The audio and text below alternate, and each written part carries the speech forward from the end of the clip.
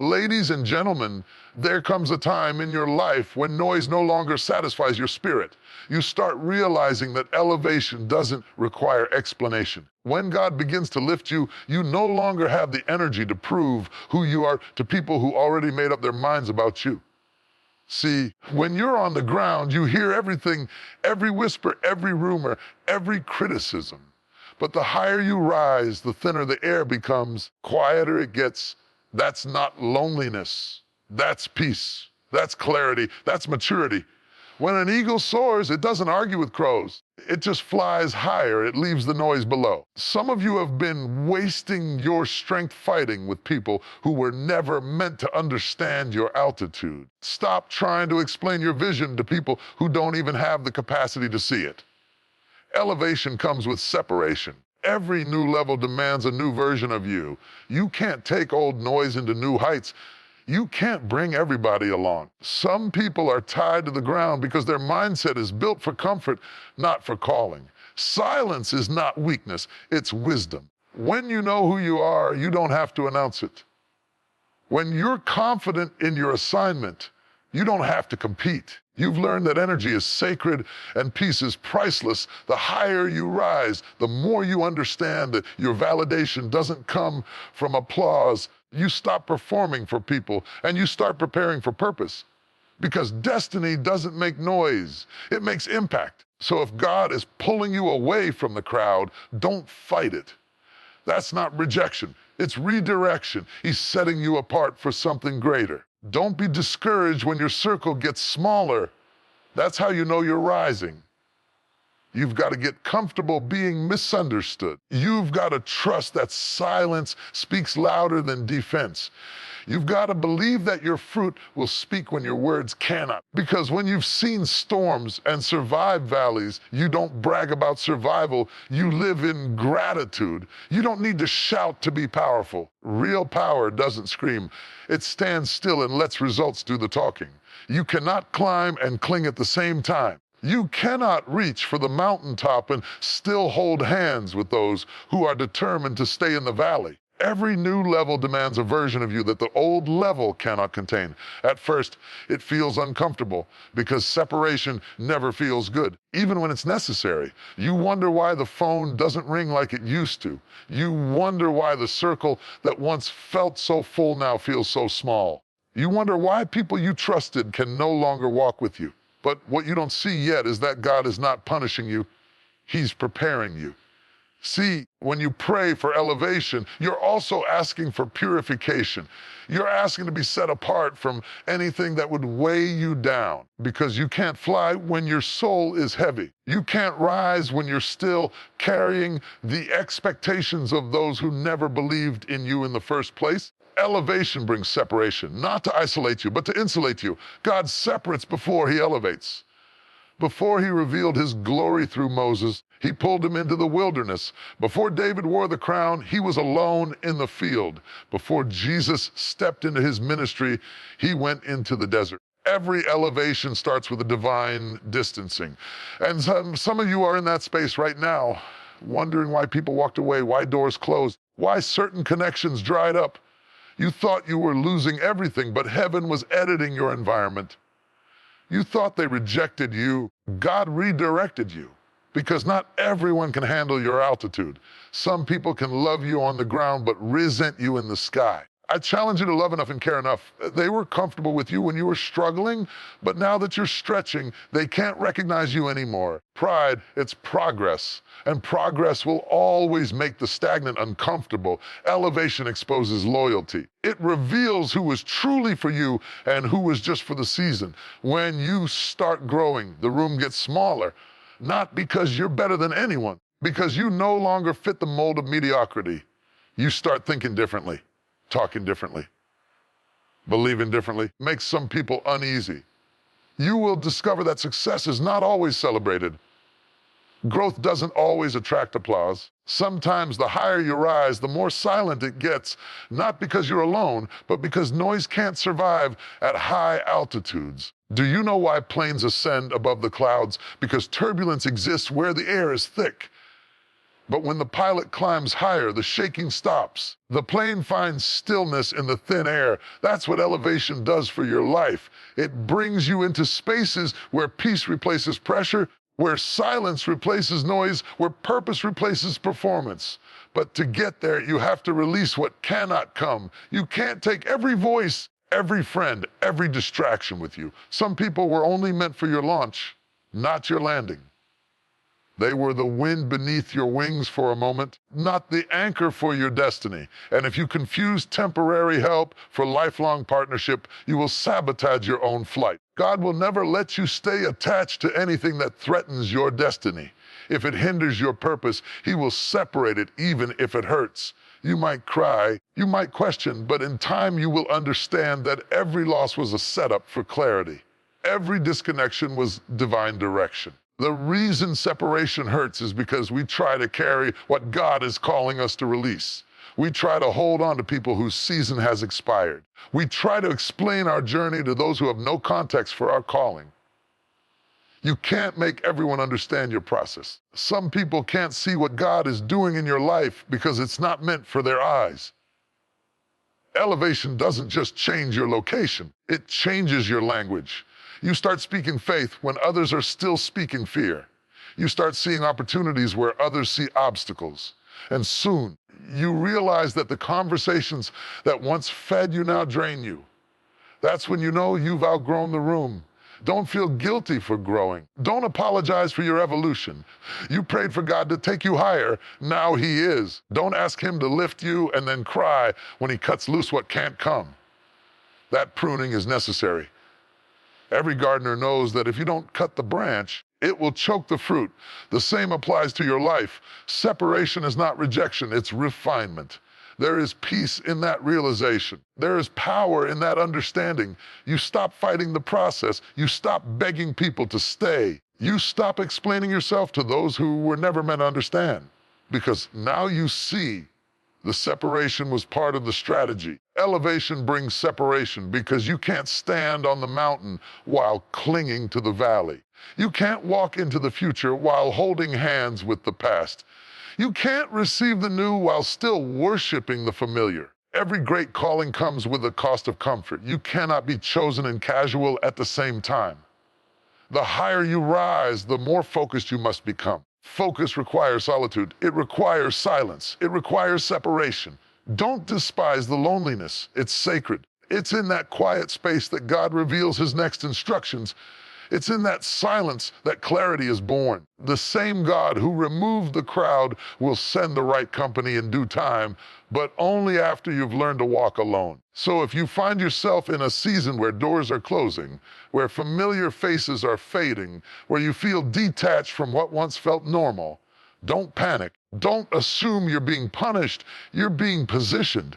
You're being elevated. And when you finally reach that new level, when the air is thinner, when the noise is gone, when the peace is real, you'll look back and realize that everything and everyone that left wasn't a loss. It was a lift. You had to lose the weight to gain the wings. You had to let go to rise up. You had to be separated to be seen. You had to be alone to be anointed. The mountain always looks lonely from below, but when you stand at the top, you'll understand it was worth every step, every tear, every goodbye. There is a kind of power that doesn't shout. There is a kind of authority that doesn't need to announce itself. There is a kind of strength that doesn't need to prove it's strong. That power is silence. You see, in a world where everyone is rushing to be heard, where people fight to speak first, defend themselves, and make a point, silence becomes the language of the wise. Because when you've truly grown, when you've walked through storms and stood through seasons of pain, you realize that not every noise deserves an answer. Not every battle requires your voice. The strongest version of you is not the one who always reacts, but the one who knows when not to. That's the discipline of silence. It's not that you don't care. It's that you've learned to care selectively. You've learned that peace is too precious to trade for pointless arguments. There was a time you felt like you had to explain yourself, every decision, every move, every dream. You tried to convince people who were never meant to understand you. You defended yourself against rumors that didn't deserve your attention. You wasted energy trying to correct opinions that were never based on truth. And every time you tried to prove yourself, you lost a little piece of your peace. But life will teach you, when God knows your heart, you don't have to prove it to anyone else. When your character speaks, your silence becomes your defense. Because truth doesn't need to shout, it just needs time. Silence is not weakness, it's wisdom. It's knowing when to hold your tongue, when to walk away, when to let your fruit speak for you. It's understanding that real strength is not shown in how loud you can get, in how still you can stay when the world tries to shake you. When you're truly strong, you realize that reaction is a form of surrender. Every time you react to foolishness, you give away your focus. Every time you explain yourself to people who are committed to misunderstanding you, you give away your energy. And every time you fight back against small things, you shrink yourself to fit in spaces that no longer deserve you. The higher you rise, the quieter you become, because you finally see that silence is not emptiness. Silence is full of wisdom, peace, and power. It's where you hear what others miss. It's where God whispers what he doesn't shout. Sometimes God will pull you into a season of silence, not to punish you, but to prepare you. He'll quiet the noise around you so you can hear the guidance within you. He'll close the mouths of critics, not because you silenced them, but because he did. Because when God wants to move in your life, he doesn't need your announcement, he needs your alignment. You don't have to broadcast every blessing.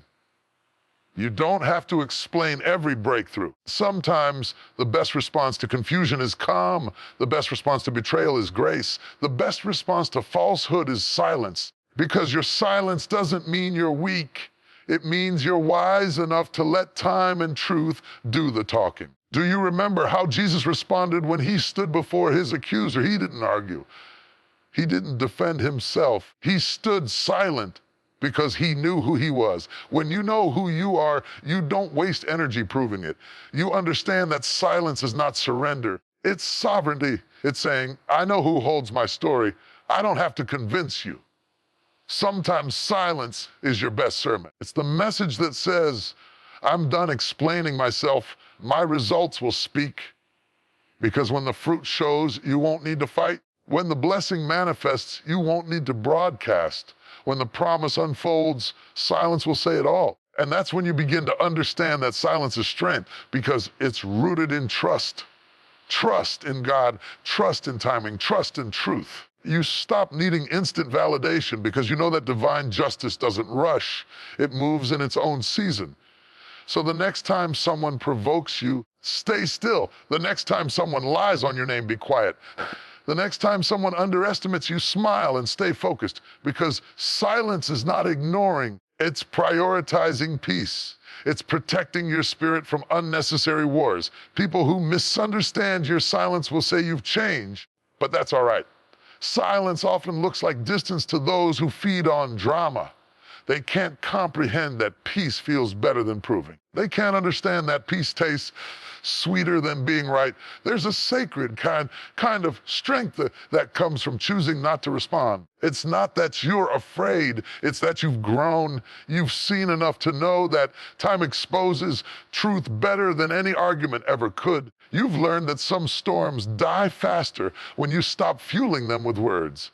When you're silent, you're listening, not to them, but to him. You're listening for direction, for peace, for the next instruction. You're not withdrawing, you're waiting, because silence is not the absence of movement, it's preparation for divine action. In that quiet, something powerful happens. Your heart steadies, your mind clears, your spirit strengthens. The world may think you're doing nothing, but in reality, you're being rebuilt. Silence becomes your sanctuary, the place where your spirit resets, your vision sharpens, and your soul finds rest. You don't need to respond to everything that calls your name. Not every comment deserves your attention. Not every conflict requires your participation. Sometimes silence is the greatest revenge because peace confuses the enemy. They expect your anger. They expect your reaction. But when you choose stillness, You take away their control. Real strength doesn't perform. It doesn't post everything. It doesn't parade its progress. It moves in quiet confidence, knowing that what is meant for you will speak for itself. When God blesses you, the evidence will be loud enough. You won't have to announce it. It will announce itself. That's why the strongest people are often the quietest ones. They've cried in silence. They've healed in silence. They've grown in silence. They've learned that silence doesn't mean nothing is happening. It means something sacred is taking place behind the scenes. Silence teaches patience, teaches self-control, it teaches surrender, it teaches trust, it molds character, and it reveals faith. Because when you can stay silent while under pressure, you show that your peace is anchored in something deeper than your circumstances. So the next time the noise around you rises, don't rush to match it. Rise above it. Don't prove your worth. Live it. Don't explain your purpose. Fulfill it. Don't chase validation. Walk in your value. So walk in your silence with confidence. Let it speak peace. Let it speak wisdom. Let it speak maturity. Because silence is the language of those who trust God to handle what words cannot. In the process of personal and spiritual development, there comes a moment when an individual realizes that the ultimate reward of growth is not power, wealth, or recognition. It is peace. Peace is the equilibrium that emerges after struggle, the calm that follows storms, clarity that develops once confusion has been replaced with understanding. It is the quiet assurance that accompanies maturity, state of internal stability that cannot be shaken by external fluctuations. Growth, by its very nature, is disruptive. It dismantles comfort zones, challenges assumptions, and forces an individual to confront both internal and external resistance. It demands the abandonment of familiar structures to make room for transformation. This process is neither comfortable nor instantaneous. It involves conflict between what one has been and what one is becoming. During this stage, peace is often absent. True peace cannot coexist with stagnation. It must be cultivated through the turbulence of progress. As growth occurs, individuals learn that peace is not the absence of difficulty, but the presence of composure within it. The immature mind often associates peace with ideal circumstances, no confrontation, no pain, no uncertainty. Yet maturity reveals that such a version of peace is unsustainable and illusory. Peace is refined in adversity. It is developed when one learns to remain steady amid instability. Through experiences of loss, failure, and disappointment, one acquires the discipline to respond rather than react, to observe rather than overanalyze. The process of growth gradually detaches a person from dependency on validation, approval, and external noise. Early stages of ambition are often driven by comparison and competition. However, when one evolves, perspective shifts inward. The individual recognizes that genuine success is not defined by superiority over others, but by mastery over oneself. It is this internal mastery over emotion, ego, and expectation that yields peace. In this sense, peace functions as an outcome of emotional regulation. Mature person does not deny pain, but processes it with understanding. Emotional intelligence replaces impulsivity. Patience replaces urgency. The result is not passivity, but control. Growth trains the mind to differentiate between what can be changed and what must be accepted. This distinction is the cornerstone of peace. Psychologically, growth restructures the mind's relationship with time and expectation. Immaturity is rooted in immediacy. It demands instant results, instant recognition, instant resolution. Growth introduces the concept of timing. It teaches that outcomes aligned with purpose cannot be forced, they must be allowed. This surrender to process produces peace because everything is resolved, but because the individual no longer feels compelled to control every variable. At a spiritual level, peace becomes a reflection of alignment. When a person's actions, intentions, and values correspond with their higher purpose, internal conflict diminishes. There is no dissonance between what they know and what they practice. Integrity creates stillness. Authenticity eliminates the anxiety that arises from living in contradiction. Growth, therefore, is not simply expansion. It is purification. It strips away pretense until one's internal world matches the external image. The result is coherence, and coherence always produces peace. This peace is not loud. It does not demand recognition. It manifests as calm confidence, quiet consistency, and emotional restraint. Individuals who have reached this stage no longer engage in every argument or react to every provocation. They have learned that not every disturbance warrants attention, and that silence often speaks more profoundly than speech. Their peace is their protection, becomes a barrier that shields them from chaos. Moreover, peace functions as a stabilizing force in decision-making. The more a person grows, the less reactive they become to temporary emotions. Decisions are no longer made from fear, pride, or insecurity, but from grounded discernment. Such individuals measure actions not by how they feel in the moment, but by how aligned they are with their long-term purpose. This is where peace demonstrates its practical utility. It becomes the foundation upon which all sound judgment rests. In relationships, growth redefines connection. When one achieves peace, they no longer need to dominate, impress, or control others. They interact from a place of sufficiency rather than deficiency. They understand that love cannot thrive in control and that respect cannot coexist with insecurity. Therefore, peaceful individuals cultivate environments of mutual respect, empathy, and stability. Their presence alone calms rather than agitates. They are thermostats, thermometers. They set the emotional temperature rather than merely reflecting it. Sociologically, peace is a byproduct of growth influences communities and systems as well. Individuals who have achieved personal equilibrium contribute to collective harmony. They approach conflict with reason rather than aggression, seeking resolution instead of victory. Their maturity radiates outward, affecting families, workplaces, institutions. It demonstrates that peace, though personal, carries a communal consequence. However, peace must be maintained through continual growth. Stagnation reintroduces chaos. The moment an individual ceases to evolve, complacency begins to erode stability. Therefore, peace requires vigilance. It must be protected through reflection, boundaries, and discernment. One must consistently evaluate what aligns with their values and remove what does not. Maintenance of peace is an active process, not a passive state. The final stage of growth occurs when peace becomes one's default posture, not a temporary relief. At this point, challenges do not disappear, but they no longer disturb the inner equilibrium. Rejection, betrayal, uncertainty may still occur, yet they fail to dislodge the individual from stability. This constancy signals maturity, the realization that external instability no longer dictates internal response. Peace, therefore, is the silent testimony of growth. It does not seek validation, applause, or explanation. It is content within itself. It does not require favorable circumstances to exist. It exists because the individual has learned to govern their inner world regardless of circumstance. To reach peace is to complete a cycle. Conflict gives way to clarity, confusion gives way to comprehension, and striving gives way to stillness. Peace is not a reward granted by life. It is a reward cultivated through transformation. It is not discovered by escaping the world, by learning how to dwell in it without being consumed by it. In essence, peace represents equilibrium achieved through integration. Mind, spirit, purpose functioning in alignment. It is not a sign that life has become easier. It is proof that one has become stronger.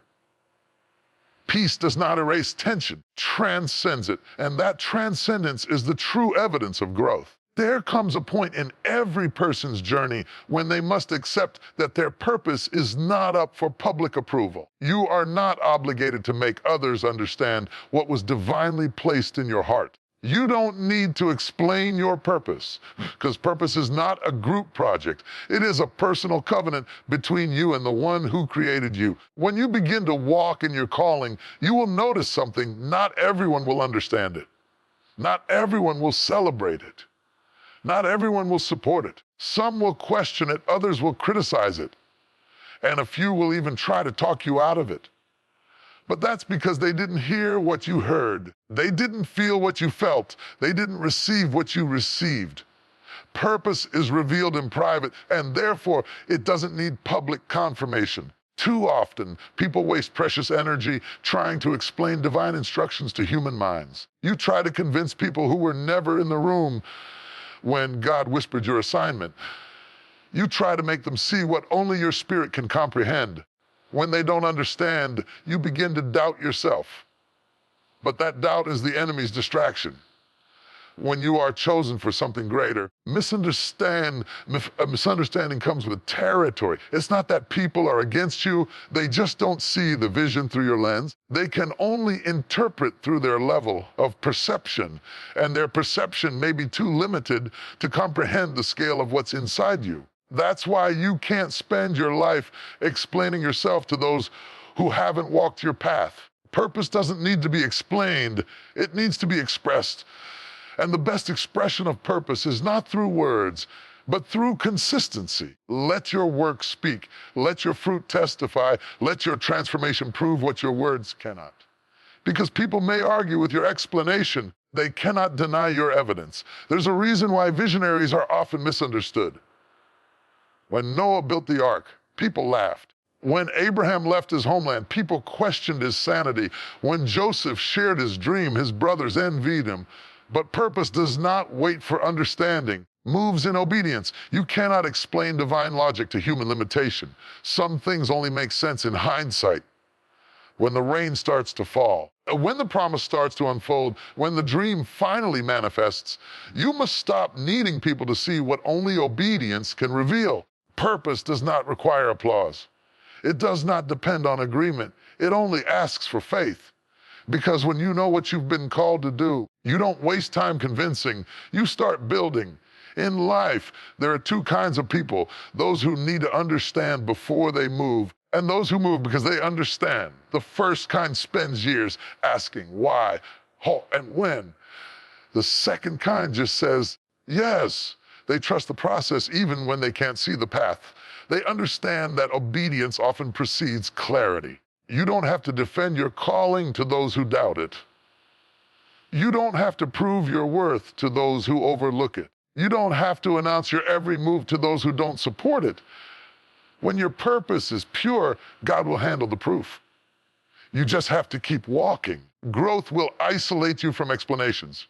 The more you grow, the less you need to be understood. Because purpose matures you. It teaches you that people's opinions cannot validate a divine mission. You start realizing that the noise of misunderstanding is not worth the distraction from your destiny. Every time you pause to explain, you delay your progress. Every time you seek approval, you dilute your focus. Every time you try to convince, you lose the momentum that obedience creates. Sometimes silence is the most powerful statement you can make, not because you don't care, but because you know that your calling is too sacred to debate. The truth is, everyone is supposed to understand your purpose, because not everyone is assigned to your purpose. Some people are meant to observe your journey, participate in it. They are witnesses, not partners, and that's okay. Stop trying to carry everyone into a place that was only designed for you. Purpose requires privacy. Before a seed becomes a tree, it grows underground, unseen, unheard, uncelebrated. That's where purpose begins too. Often hides greatness in obscurity. You don't owe anyone a preview of what he's still developing in private. The moment you start explaining too soon, you expose something that's not ready to be understood.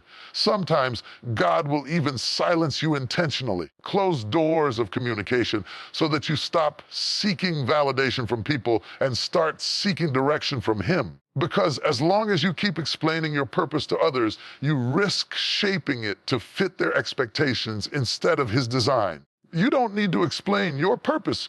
You need to protect it. Protect it from doubt, from negativity, from unnecessary opinions. Protect it with discipline, with faith, with focus. Not everyone deserves access to the sacred details of your destiny. Some will only misuse what they cannot interpret. The world will always have something to say. If you're doing nothing, they'll call you lazy. If you're doing something, they'll call you arrogant. If you succeed, they'll say it was luck.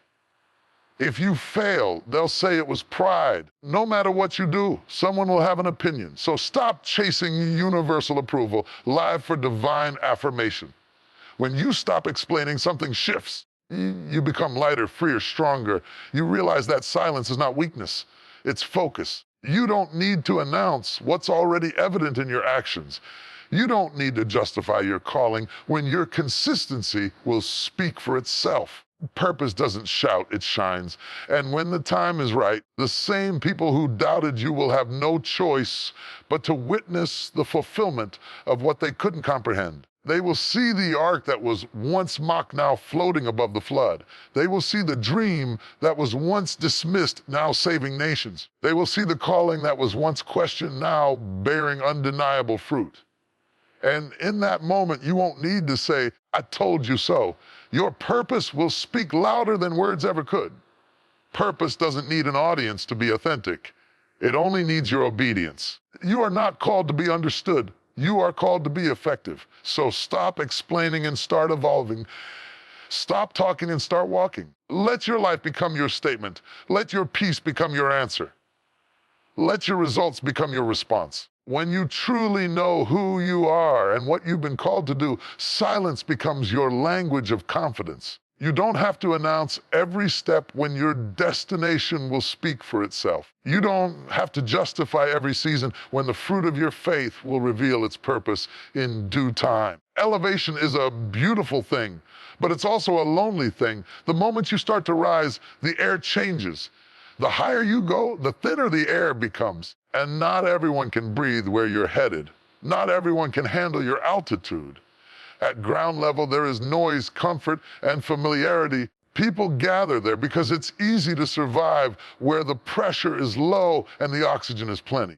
The moment you begin to climb, the moment you start growing, healing, changing, and walking in purpose, something happens. The crowd that once surrounded you begins to thin. The conversations that once made sense now drain you. The people who once celebrated you start questioning you, challenge you to love enough and care enough. It's not because you've done something wrong. It's because your altitude exposes what others were never built to endure. Everyone loves you when you're reachable. Everyone supports you when you're struggling. But the moment you start rising above their expectations, you become a mirror that reveals their own limitations. Your growth reminds them of their stagnation. Your strength exposes their excuses. Your focus confronts their comfort. And instead of celebrating your ascent, they start criticizing your climb. That's why you must understand elevation will always reveal who can truly handle your altitude. When an eagle soars, it doesn't invite the crowds to fly with it. Crowds can only fly so high before the air becomes too thin for them. They flap, they squawk, they chase, but eventually they fall away. The eagle doesn't argue, it doesn't fight, it doesn't explain. It just rises higher until the noise disappears. That's the lesson. Not everyone is meant to accompany you into higher places. You have to stop apologizing for your altitude. Stop shrinking to make others comfortable. Stop dimming your light to keep people from feeling insecure. You've worked too hard, prayed too long, and survived too much to lower your altitude for those who refuse to grow. If they can't handle where God is taking you, that's their limitation, not your responsibility. Some people loved you when you were struggling because your pain made them feel comfortable in their own. But now that you've healed, your peace threatens them. Your confidence disturbs them. Your discipline intimidates them. Everyone can celebrate your strength because it highlights where they've chosen to stay weak. You will notice as you continue to rise, the circle around you gets smaller, not because you're arrogant, but because clarity demands space. Growth changes your atmosphere. It shifts your appetite. The things that used to excite you now bore you. The environments that once fit you now feel too small. That's not pride, that's progress. And with progress comes pruning. God removes access from those who cannot handle your altitude. Not because they're bad people, but because they're not equipped for where you're going. You can't carry ground, level relationships into sky, level assignments. The weight of trying to keep everyone happy will drag you back down to where you escape. You cannot elevate and accommodate at the same time. Some people can only handle you in fragments. The broken version, the struggling version, the uncertain version. They connected with you through pain, not purpose. But the moment you begin to heal and grow, they lose their attachment because your new altitude requires a new frequency. You're not rejecting them, you're simply evolving. You have to understand that divine elevation comes with divine separation. God will allow certain people to misunderstand you, misjudge you, even distance themselves from you because their altitude tolerance is too low. If he doesn't remove them, they'll suffocate you. You can't soar if you're constantly trying to explain your altitude to those who are still comfortable crawling. And sometimes, hardest part of elevation isn't leaving others. It's accepting that they've already left you. You keep trying to carry people who have no desire to climb. You keep inviting them to higher places, but they keep pulling you down with their complaints, their negativity, their fear. You can't take off while clinging to dead weight. If they wanted to go higher, they'd start climbing too. There's a reason airplanes have weight limits. If you overload the plane, it can't lift. Some of you are wondering why your dreams haven't taken flight. It's because you're carrying too many people who don't belong on your journey. New altitude requires you to reevaluate what and who you're carrying. You can't take everybody with you. Not everyone can handle the pressure of high places. The higher you go, the greater the pressure. The temperature drops, the air thins, and the environment becomes harsher. That's why most people choose to stay low, because elevation demands endurance. It requires discipline, focus, and sacrifice. It's easier to complain on the ground than to climb to the sky. When you decide to live by purpose, you separate yourself from average. You separate yourself from gossip, distraction, and comparison. And that separation intimidates those who still depend on it. They'll call you distant. They'll say you've changed. And you know what? They're right. You have changed because growth demands change. And if they can't handle that, it means their altitude tolerance has reached its limit. Don't be afraid of outgrowing people.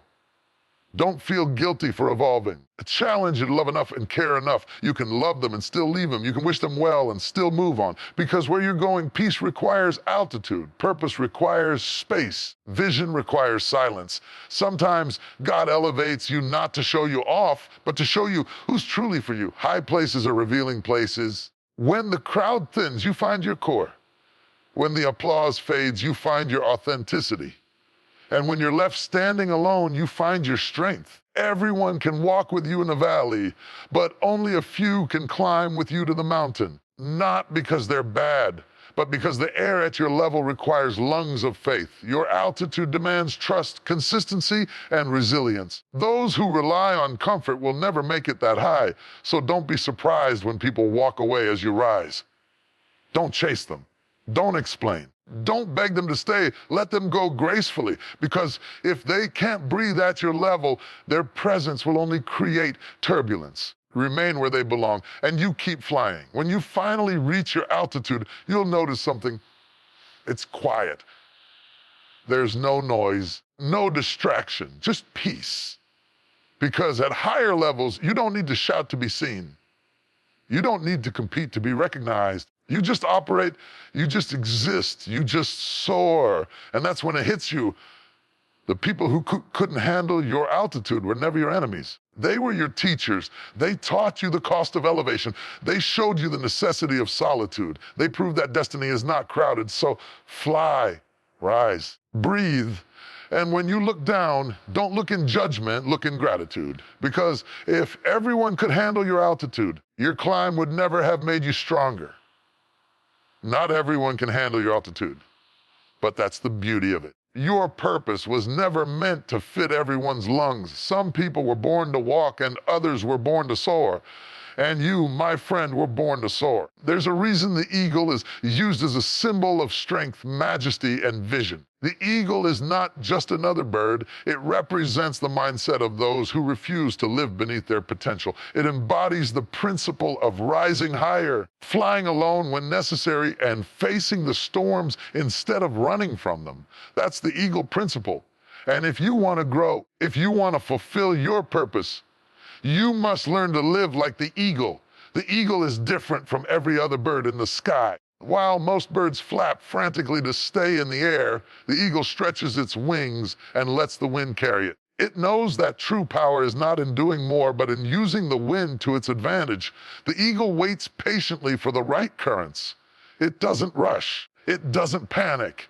It doesn't compete. It understands that timing matters. And that's the first lesson. Those who rise high must learn to wait for the right moment. In life, we often get impatient.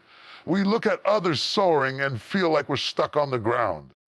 The eagle teaches us that waiting doesn't mean wasting. The eagle doesn't leave the nest before the wind is ready because it knows it cannot create the current. It can only use it. Likewise, your season will come. Your lift will come. But you must be still enough to recognize the wind of opportunity when it comes. Don't waste your strength flapping in places you were meant to glide. Another lesson from the eagle is vision.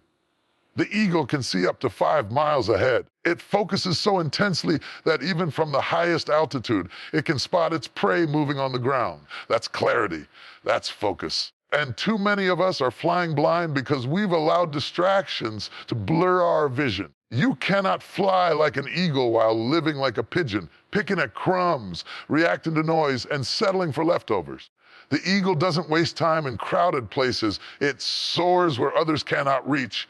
When you have a vision, you stop wasting energy on meaningless things. You stop chasing validation from people who don't see what you see. You stop competing for attention because you realize that altitude has no competition. The eagle doesn't worry about other birds. It knows that its strength lies not in how fast it flaps, but in how high it can fly. You must learn that too. Your power is not improving, it's in rising. One of the most powerful truths about the eagle is how it handles storms. Dark clouds gather, most birds scatter, they seek shelter, they hide, but not the eagle. The eagle flies into the storm. It uses the wind and turbulence to lift itself higher. The same storm that grounds others gives the eagle the strength to rise above it. That's the heart of the eagle principle. What others fear, you must face. What others avoid, you must confront. Storms will come in your life, betrayal, rejection, failure, loss, but they are not meant to destroy you. They are designed to lift you. If you allow it, adversity can become your elevation. Pain can become your propulsion. Every challenge you faced was not sent to break you. It was sent to make you stronger. The eagle knows that only by facing the storm can it reach the highest places.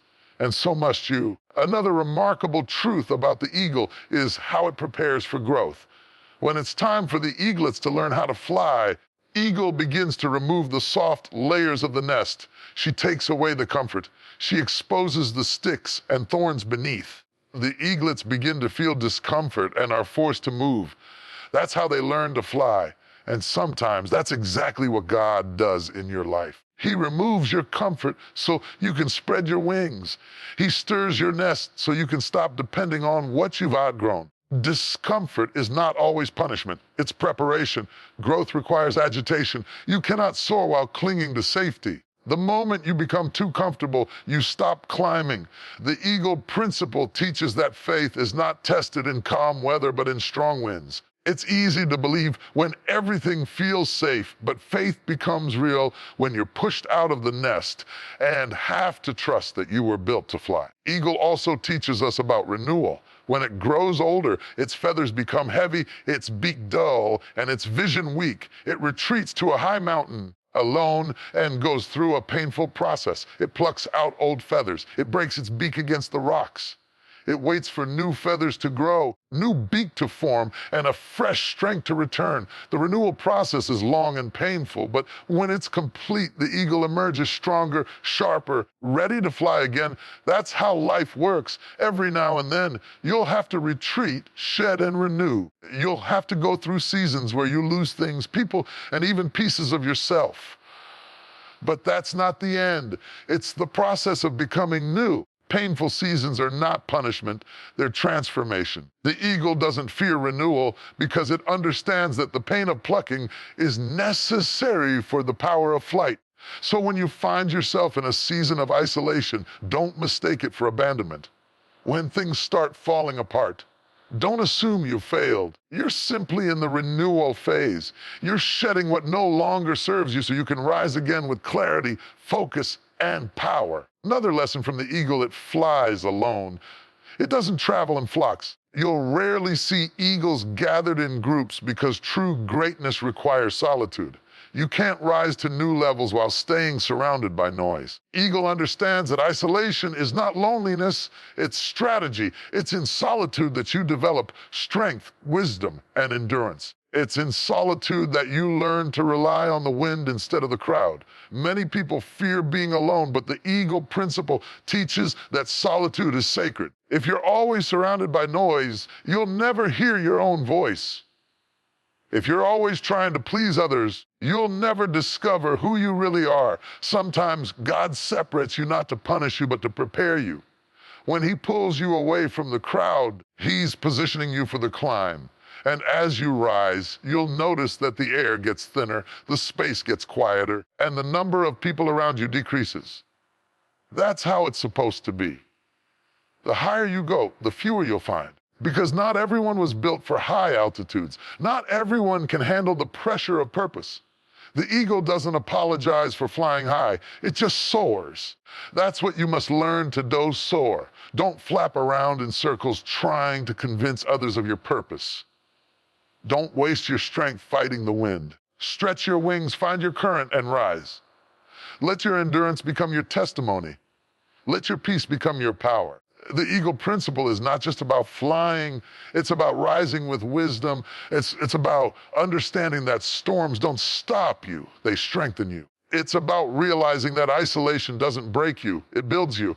It's about embracing the process of shedding, waiting, and rising again. You were never meant to crawl with pigeons. You were designed to soar with eagles.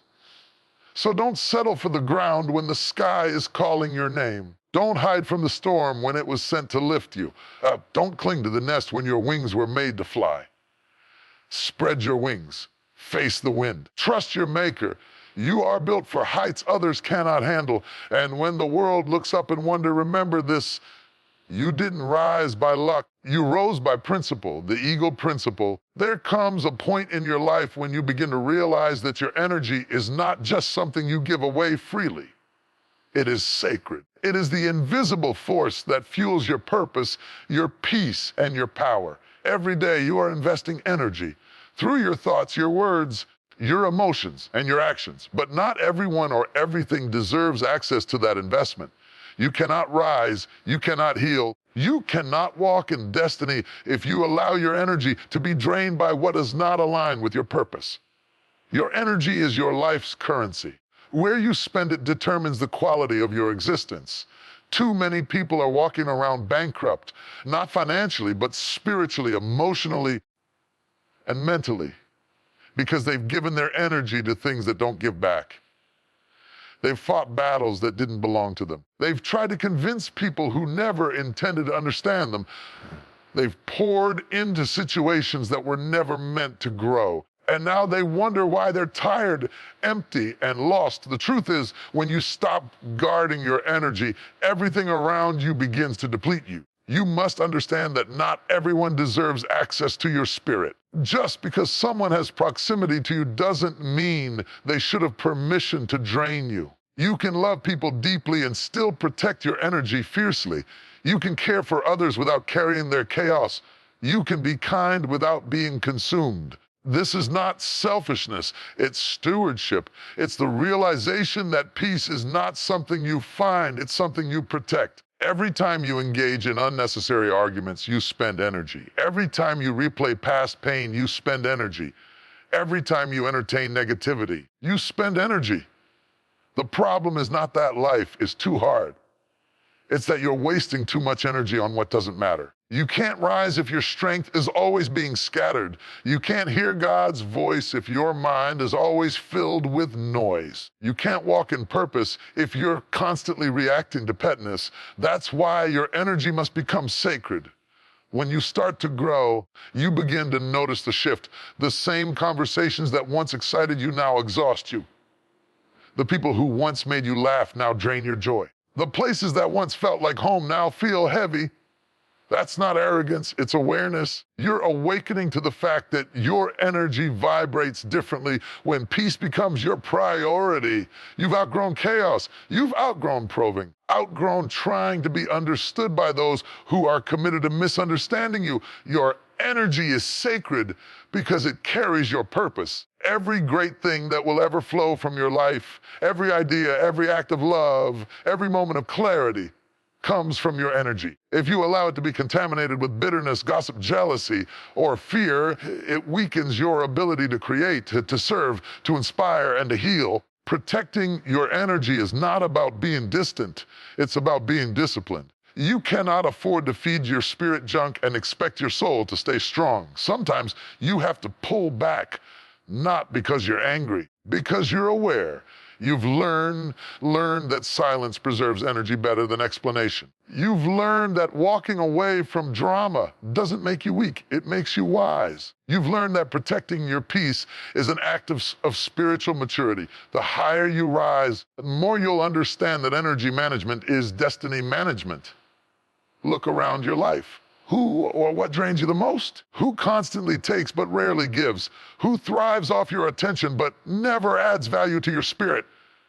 You have to be honest with yourself. Every time you say yes to something that drains you, you're saying no to something that could sustain you. Every time you tolerate dysfunction, you make a deal with depletion. You can't keep filling cups that are leaking and expect to have anything left for your purpose. Your energy is your responsibility.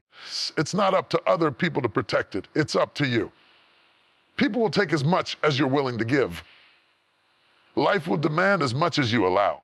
You have to learn to say, no, not today. You have to learn that rest is not laziness, it's recovery. You have to understand that boundaries are not walls. They're gates that keep peace in and chaos out. Protecting your energy also means being careful what you consume. Every image, every word, every song, every conversation, everything carries energy. You become what you expose yourself to. That's why you must guard your eyes, your ears, and your heart. If you feed your soul negativity, you'll start living in a constant state of unrest. But if you feed it truth, beauty, and gratitude, you'll radiate peace. Some people are not intentionally harmful. They're just not healthy for your energy. They haven't learned how to manage their own emotions, so they project their chaos onto you. They haven't learned how to deal with pain, so they dump it at your feet. It's not your job to fix them. You can pray for them, but you don't have to stay with them. You can care without carrying. You can love from a distance and still protect your energy. More sacred your energy becomes, the more selective you become. You stop showing up everywhere just to be seen. You stop entertaining every invitation just to please others. You start valuing solitude because it recharges your spirit. You start loving quiet because it restores your focus. You start realizing that sometimes the most powerful thing you can do is simply withdraw, recharge, come back stronger. There's a reason why even God rested after creation. Rest is holy. Renewal is divine. You cannot pour from an empty vessel and expect your life to overflow with purpose. Your energy needs tending, nurturing, and restoration. You must give yourself permission to unplug, to breathe, to reset, and to heal, because a peaceful you is a powerful you. I tell you, there will come a time when people will not understand your silence. They'll call you distant, cold, or selfish, but they won't see that you're protecting something priceless. You're protecting your peace, your focus, and your calling. You've learned that not everyone deserves full access to your soul. That's not cruelty, that's wisdom. You can't fulfill your divine assignment while constantly catering to human expectations. Your energy is the light within you. When you guard it, it shines brighter. When you waste it, it dims. That's why the most powerful people are not always the loudest. They are the most centered. They know how to maintain their energy even in chaos. They don't let gossip move them, fear shake them, or critics distract them. They move with grace because they've learned the art of conserving spiritual power. Your energy is sacred. It's divine fuel. If you give it away too freely, you'll have nothing left to power your destiny. Learn to say no without guilt, to walk away without anger, to rest without apology. The world may not understand it. Your spirit will thank you. You owe it to yourself and to your purpose to preserve what keeps you alive inside. Because the truth is simple. Your energy is protected, your peace expands, your purpose flourishes, and your power becomes unstoppable. And that right there is the sign of someone who finally understands that their energy is not ordinary, it's sacred. There comes a time in life when the applause no longer matters, when the opinions of others lose their grip, and when your worth is no longer determined by how loudly others praise you, but by how deeply you know yourself. That moment is called maturity. It's not measured by age or experience, but by understanding. Understanding who you are, why you're here, truly deserves your energy. Maturity is when validation no longer comes from the outside, but flows from within. In your younger years, it's natural to seek validation. You want to be liked, to be seen, to be approved of. You post, you perform, you please, because you crave affirmation. You want someone to tell you that you're good enough, that you matter, that you're worthy. But as you grow, as you walk through seasons of disappointment, discovery, something shifts. You begin to realize that external validation is unstable. One day they love you, the next day they forget you. One moment you're celebrated, the next you're criticized. The same mouths that cheered for you can quickly turn against you. When you build your identity on approval, you'll always live on shaky ground. Maturity teaches you that your worth cannot depend on the weather of people's opinions. It must be anchored in something deeper, something divine. You can't let your peace be dictated by praise because praise is temporary. You can't let your joy depend on applause because applause fades. You must reach a place where your confidence comes from knowing who you are even when no one else claps for you. When you're immature, you'll chase compliments. But when you mature, you'll chase purpose. You'll stop asking, do they like me? And start asking, am I being true to what I'm called to do? Because the more you grow, the more you realize that validation from people can never sustain your soul. Approval is addictive. And once you start living for it, you lose yourself in it. You begin to bend, twist, shrink to fit into someone else's idea of who you should be. And that's not living, that's performing. Maturity breaks the need to perform. It sets you free from the exhausting cycle of trying to please everyone. It gives you the strength to say, I don't need to agree with me to know I'm doing what's right. You stop needing everyone to understand your journey because you finally understand it yourself. You learn that obedience to your purpose matters more than popularity in your surroundings. Validation from others is like a drug. It gives you a temporary high, but leaves you empty when it wears off. Validation from within is like a river. It flows steadily, quietly, and endlessly. It's rooted in truth, not opinion. It's grounded in authenticity, not applause. When you reach that point, your peace becomes untouchable because it's no longer tied to what people say or fail to say. How many dreams have died because someone sought validation from the wrong voices? How many people stopped climbing because someone else didn't clap? How many souls are exhausted, not because life is hard, but because they're trying to be enough for everyone but themselves? Maturity whispers, you don't need their approval to walk in your assignment. What's meant for you cannot be defined, delayed, or diminished by someone's opinion. There's a quiet confidence that comes with maturity. You don't argue anymore, you observe. You don't chase attention, you attract peace. You don't seek to be seen, you seek to serve. You realize that being understood is not as important as being aligned.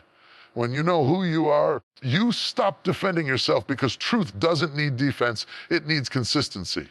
Maturity also redefines what success looks like. When you're immature, success means being noticed.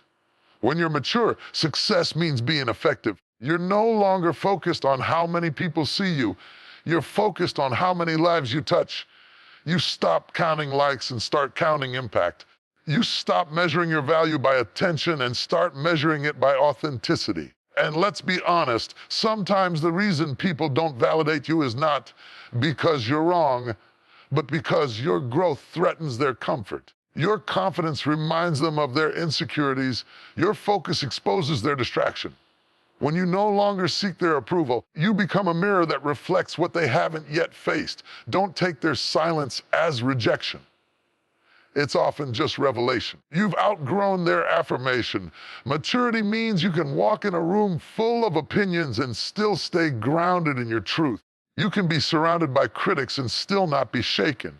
You can be overlooked and still know your value. Because validation from within doesn't need witnesses. It just needs wisdom. You no longer need someone to notice your worth because you've already acknowledged it's yourself. You begin to understand that not being validated doesn't mean you're not valuable.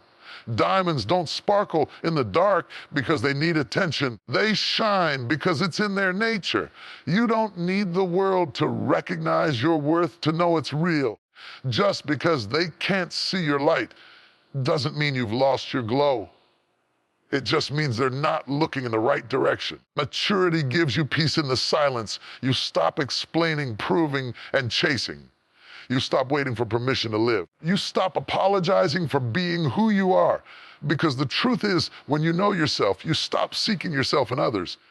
You no longer need to hear, "You're enough," because you finally believe it. There's a deep strength that comes when you outgrow the need for validation. You start saying no without guilt. You walk away from what drains you.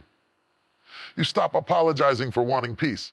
You stop justifying why you choose solitude over chaos. That's the kind of maturity that shakes the world, not loud, not boast, but grounded and unmovable. When you stop chasing validation, you start attracting authenticity. The right people will see you. Not because you're performing, because you're walking in purpose. The right doors will open. Not because you forced them, but because you're aligned. The right peace will find you. Not because you begged for it, but because you became it. Maturity redefines validation by teaching you that approval is not a requirement, it's a distraction. You don't need to prove that you're called gifted or anointed. The fruit will speak for itself. Time will tell what words cannot. You don't have to defend your destiny. You just have to live it. When you finally get there, when you stop needing others to tell you that you matter, you'll find a freedom that no applause can give and no criticism can take away. You'll walk differently. You'll speak differently. You'll love differently because now your validation comes from peace, not people. That's the moment you know you've grounds, when silence doesn't scare you, when solitude doesn't feel like rejection, and when being unseen doesn't make you feel unworthy. That's maturity. That's power. So stop waiting for the world to clap for you. Stop measuring your worth by reactions. The applause will fade, the spotlight will dim, but purpose will last forever. Walk with quiet confidence. Live with deep conviction. And remember, you were never meant to be validated by the crowd. You were created to be confirmed by your calling. There comes a point in your journey when you realize that words are cheap, but fruit is undeniable. Anybody can talk. Anybody can promise. Anybody can make noise about what they intend to do. But when it's all said and done, talk fades, noise disappears, and only one thing remains: fruit. The visible evidence of a life that has been rooted, watered, tested, and proven. You see, fruit is not formed overnight. It is the outcome of a process, quiet, consistent, unseen. Before anyone ever sees the harvest, there was a season of sowing, a season of watering, a season of pruning, and a season of waiting. Many people want the fruit, but don't want the process. They want recognition without responsibility, spotlight without struggle, applause without authenticity. But real fruit is born in silence. It doesn't need attention to grow. It just needs time. Fruit doesn't argue. Tree doesn't stand in the orchard shouting, "Look at me, I'm growing."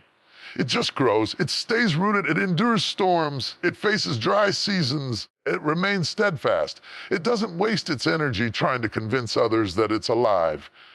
It proves it by producing. That's what your life must become, a silent demonstration of divine growth.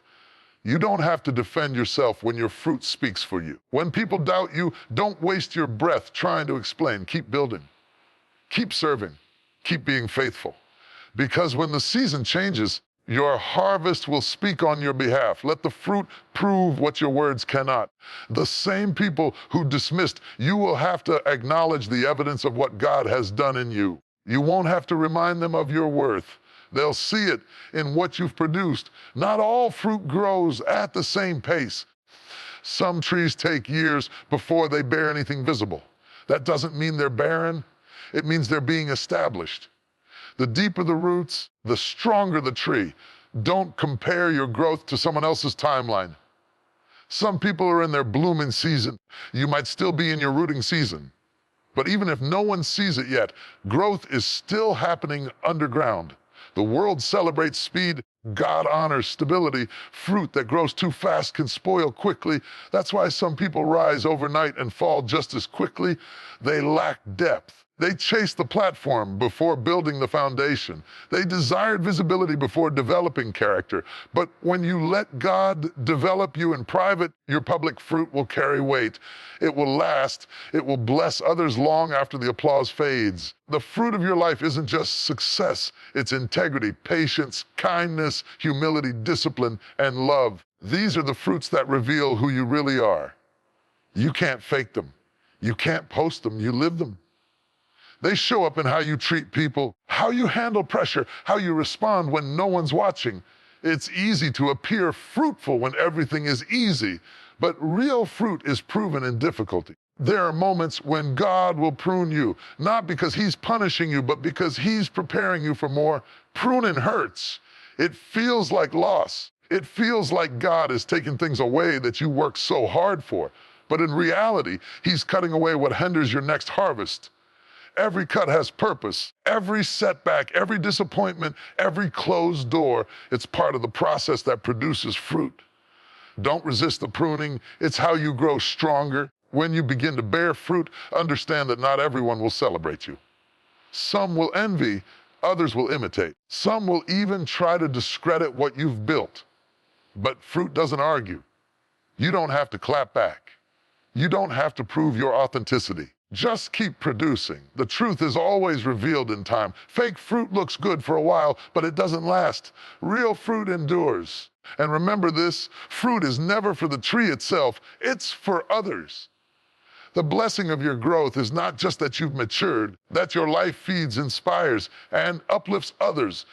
Your fruit becomes nourishment to someone else's faith. Your resilience gives them hope. Your consistency gives them courage. That's why you can't quit. That's why you can't shrink. Someone is waiting to taste the fruit of your obedience. The fruit of your labor, your faith, and your patience will always speak louder than the noise of your critics. While others talk about what they'll do, you just keep doing. While they gossip, you grow. While they debate, you develop. You don't need to match their energy. You need to stay focused on your assignment. Because when your fruit starts showing, the conversation changes. You won't have to convince anyone. They'll see the evidence. Let your results be your response. Let your consistency be your defense. Let your excellence be your statement. You don't need to shout to be seen. You don't need to announce every victory. Just produce, because production is the proof of purpose. And when the fruit shows up, it silences every doubt, every rumor, every accusation.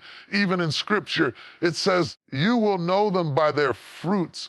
That means your fruit will reveal your character more than your reputation ever could. You don't have to manipulate perception when your life carries evidence. People may question your motives, misunderstand your methods, misjudge your season, but they can't deny your fruit. Evidence ends argument. So if you're in a season where people don't understand you, don't let it discourage you. Don't rush the process just to prove something. Stay faithful to what's in your hands. Stay rooted in purpose. Keep watering your dream with prayer, patience, and perseverance. Because when the time is right, the fruit will speak. And when it speaks, it won't whisper, it will testify. And when that day comes, you won't have to say, I told you so. You'll simply smile, stay humble, and give glory to the one who made it all possible. Because your fruit will tell the story. It will speak of how you endured storms, how you waited through silence, how you trusted through tears, and how you never gave up. So don't chase applause. Don't rush recognition. Don't waste energy defending what time will prove. Just grow. Just keep producing. Because in the end, fruit speaks louder than words, and your life, when it's rooted in purpose, will be the loudest sermon ever preached without saying a word. There is a kind of power that does not need to shout. It does not need to be seen, announced, or proven. It moves with calm assurance, not because it lacks strength, because it has already learned that strength doesn't need to be loud. Quiet confidence is not arrogance, it's mastery. It's the kind of peace that comes when you know who you are, where you're going, and who sent you there. In this world, everyone is trying to be noticed. Social media has turned validation into a hunger. People shout their accomplishments, advertise their opinions, and fight to be seen. When you truly walk in confidence, you don't chase visibility, you carry presence. You don't need a spotlight when your purpose already shines from within. Real confidence is not in what you wear, what you drive, how many people applaud you. It's in your spirit. It's the quiet assurance that even if no one claps, you are still capable. Even if no one believes in you, you are still chosen.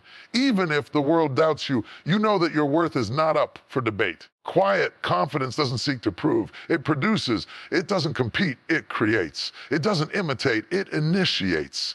Because we challenge you, when you've been through enough storms, when you've seen enough battles, and when you've survived seasons that were meant to break you, you learn that you don't have to talk about power. You just have to walk in it. See, the loudest people in the room are often the most insecure. They shout to cover their fear. They boast to hide their uncertainty. But those who carry quiet confidence move differently. They don't panic when others do. They don't need to react to every insult, respond to every rumor, or prove every accusation false.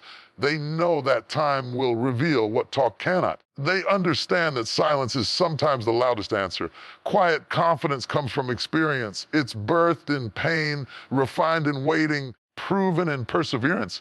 It's the strength that grows when you've had to rebuild yourself after being broken. It's the calm that comes when you've learned that every storm eventually passes. It's the knowing that even if everything around you shakes, what's inside of you will remain unshaken. When you walk in quiet confidence, you stop living for applause. You stop performing for validation. You start walking with intention. You make peace with your pace. You stop comparing your chapter to someone else's highlight reel. Because you understand that your journey is unique, your assignment is personal, and your growth cannot be measured by another's progress. Quiet confidence doesn't need to rush. It understands that timing is everything. Some people rush into opportunities trying to prove that they're ready, but those who walk in confidence know that if it's meant for them, it won't pass them by. They trust the process. They trust that what belongs to them will find them at the right time in the right way. There's a difference between confidence and arrogance. Arrogance is loud because it's fragile. It needs to be heard to feel secure. Confidence is quiet because it's solid. It doesn't need to be proven. Arrogance demands attention. Confidence commands respect. Arrogance says, look at me. Confidence says, watch what I do. You see, even in nature, some of the most powerful forces are silent. The sun doesn't make noise when it rises, yet everything wakes up to its presence. The ocean doesn't need to announce its power. It just moves with rhythm and force. Mountains don't shout, yet they dominate the horizon. Likewise, people who carry true power don't need to raise their voice. They carry a stillness that speaks volumes. Quiet confidence is also rooted in humility. It knows that every gift comes from above. It doesn't boast in ability, but gives glory to the source of strength. When you're confident in your purpose, you don't have to belittle others to feel important. You lift others while staying grounded. You celebrate their wins without feeling threatened. You understand that someone else's shine doesn't dim your light. It proves that the sun is big enough for everyone to glow. When you walk in quiet confidence, you attract peace. You no longer need to explain your worth to people who can't see it. You stop entertaining arguments that steal your energy.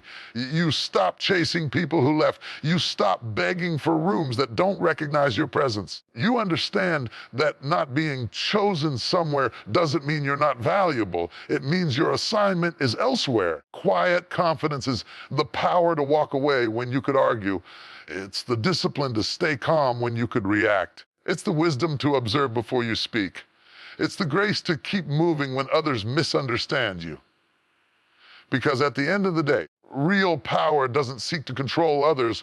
It seeks to master self. There's something unshakable about a person who has found peace within. They can walk into chaos and remain calm. They can be overlooked and still believe.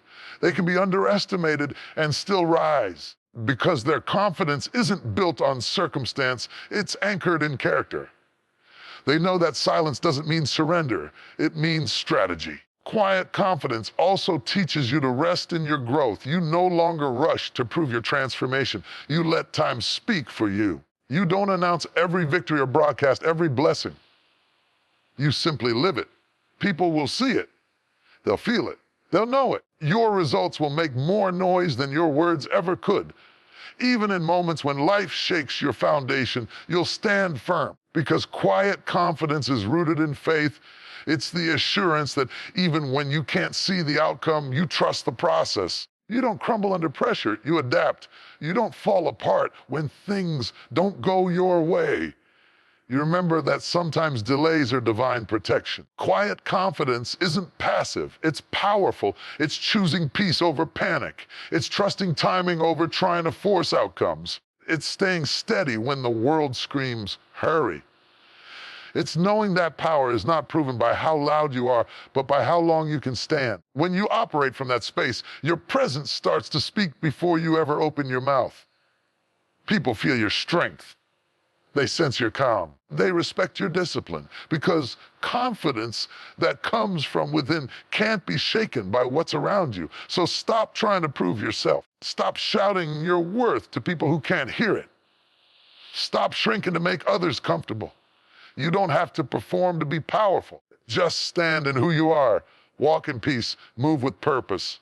Let your silence be full of meaning, your actions full of excellence, and your results full of truth. Because quiet confidence is real power. It's the kind of power that doesn't need noise to be known, doesn't need recognition to be real, and doesn't need defense to be divine. It's the power of stillness, the authority of peace, and the strength of knowing. You already are who you were meant to be.